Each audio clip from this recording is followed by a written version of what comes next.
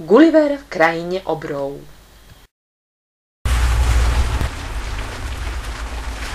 Náhle sa prihnala búrka. Prudko napla plachty a 20 dní hnala našu loď do neznámych, pustých morí. Náhle nám svítla nádej. Hmle pred nami sa objavil nerozľahlý ostrov. Dno zátoky bolo plitké. Moji spoločníci sa snažili uísť pred obrom. Ja som však stihol doplávať k pobrežiu a schovať sa. Oni ušli a na ostrove som zostal sám. Rozbehol som sa do vnútrozemia. Letel som bez dychu hodiny a hodiny, až som zastal uprostred poľa. Aj tam sa však objavili obry. Jeden z nich si ma všimol. Zostal zarazený, sklonil sa a opatrne ma 2 prstami zobral zo zeme. Pokúsil som sa mu prihovoriť. Zjavne mi nerozumel, alebo mi rozumieť nechcel. Šiel sa teda so mnou pochváliť ostatným.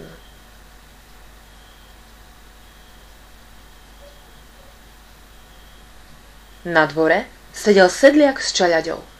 Oddychovali po ťažkom pracovnom dni.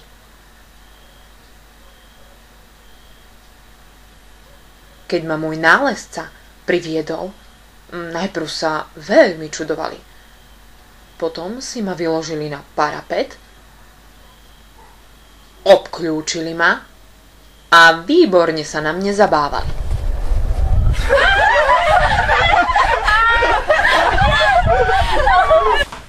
Ako keby na mne bolo niečo smiešne. Žena, jedlo!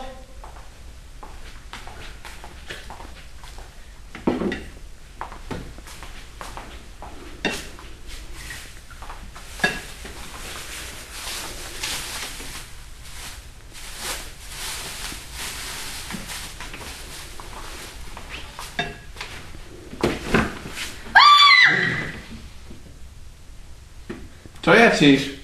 Všade na mňa číhalo nebezpečenstvo. Chlieb, tanec s horúcou polievkou. Budem ťa volať Gildrick. Namsekops et kýčrotnev ejme.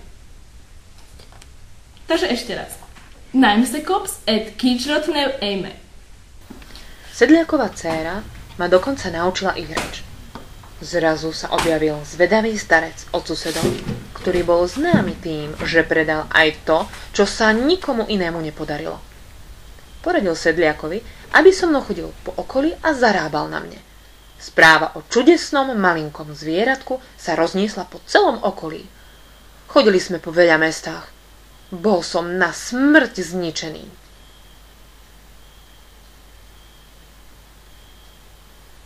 V hlavnom meste ma zachránila sama kráľovná. Zaplatila za mňa mešec zlata.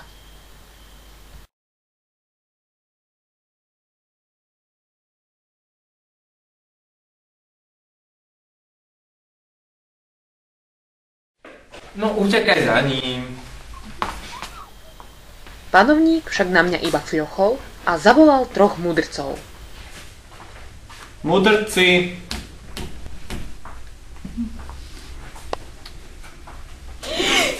Kokos. Výška pol palca. Úzke boky. 5 prstov. Obvod krku 2 mm.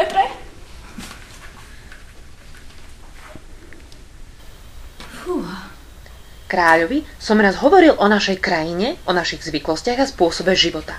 Najprv počúval s nadšením, ale neskôr si mlčky zapisoval moje rozprávanie a nakoniec úplne stratil záujem. Raz sme sa z kráľovského dvora vydali na výlet, po ktorom som bol veľmi unavený. Poprosil som preto pestúnočku, aby ma s domčekom preniesla k pobrežiu, kde sa mi dobre oddychovalo. Musel som byť ale vnútri, pretože vonku bola veľká horúčava. Pestúnočka si šla zdrímnuť kúsok ďalej. Zrazu ma zobudilo svišťanie vetra. Nahol som sa z okna a videl som len kusy bielých mrakov a nekonečnú modrú oblohu. Zacítil som pád. Od strachu som zamdel a morské vlny odnášali môj domček do neznáma.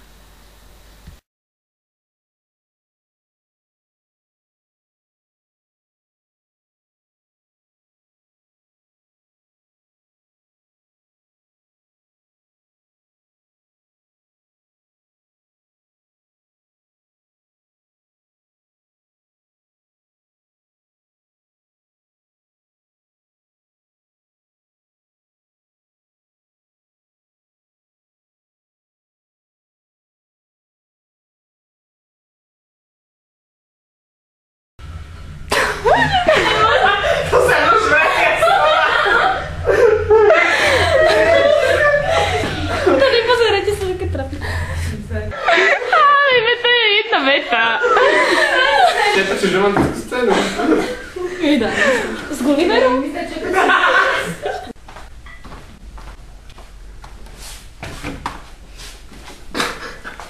Mudrci.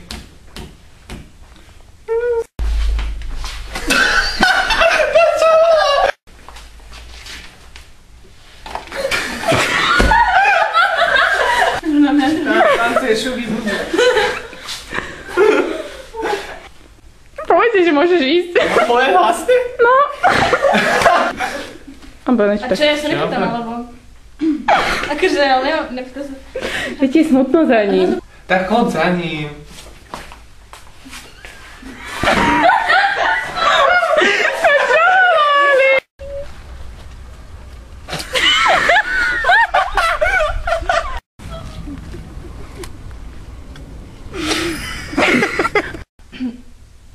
namsekops@kidsrotnou.email.